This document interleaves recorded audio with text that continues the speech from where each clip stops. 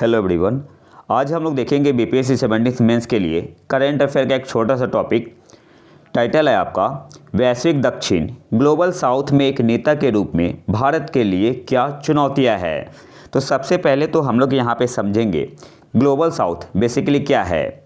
सरलतम अर्थ में global south का तात्पर्य एशिया, अफ्रीका, लैटिन अमेरिका और ओशिनिया के देशों से है। इनमें से अधिकांश देश जहां दुनिया की 88% आबादी रहती है औपनिवेशिक शासन का अनुभव कर चुके हैं और इंडस्ट्रियलाइजेशन औद्योगिकीकरण के पर्याप्त स्तर हासिल करने में ऐतिहासिक रूप से पिछड़ गए हैं।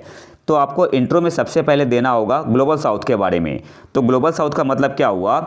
ग्लोबल साउथ का तात्पर्य एशिया, अफ्रीका, लैटिन अमेरिका और ओशिनिया के देशों से है। इनमें से अधिकांश देश जहां दुनिया की 88% आबादी रहती है औपनिवेशिक शासन का अनुभव कर चुके हैं और औद्योगिकीकरण के पर्याप्त स्तर हासिल करने में ऐतिहासिक रूप से पिछड़ गए हैं।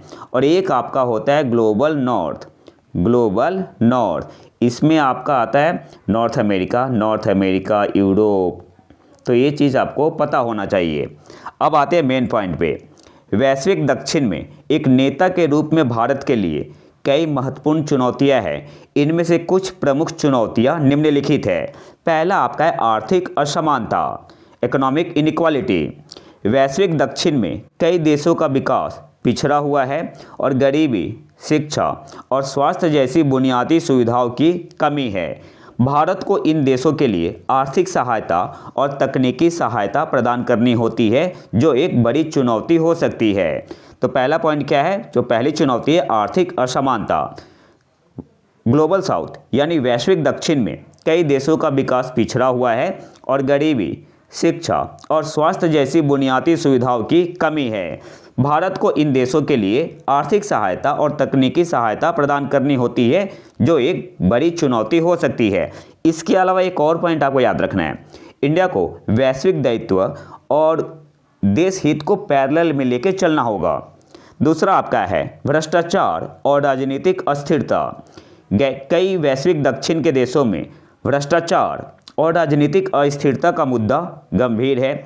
इन देशों में सुधार लाने के लिए भारत को रणनीतिक दृष्टिकोण और दीर्घकालिक निवेश की आवश्यकता है। तीसरा पॉइंट आपका है सांस्कृतिक विविधता और अंतर्राष्ट्रीय संबंध। वैश्विक दक्षिण में सांस्कृतिक और भाषाई विविधता अधिक है। भारत को इन विभिन्न देशों के साथ अपने संबंध मजबूत बनाने के लिए सांस्कृतिक समझ और समान हितों पर ध्यान केंद्रित करना होगा। चौथा आपका है जलवायु परिवर्तन और पर्यावरण संकट। वैश्विक दक्षिण के कई देशों में जलवायु परिवर्तन और पर्यावरण संकट गंभीर है।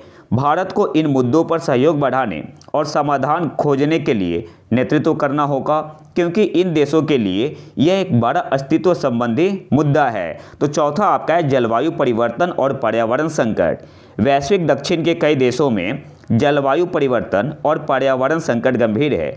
भारत को इन मुद्दों पर सहयोग बढ़ाने और समाधान खोजने के लिए नेतृत्व करना होगा, क्योंकि इन देशों के लिए यह एक बड़ा अस्तित्व संबंधी मुद्दा है। पांचवा पॉइंट आपका है वैश्विक नेतृत्व और शक्ति संतुलन।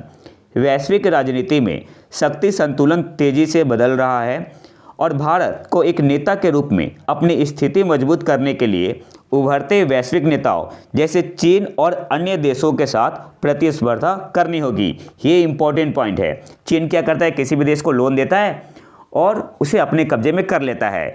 तो इंडिया को इसे भी काउंटर करना होगा। छठा आपका है समाज और स्वास्थ्य संकट।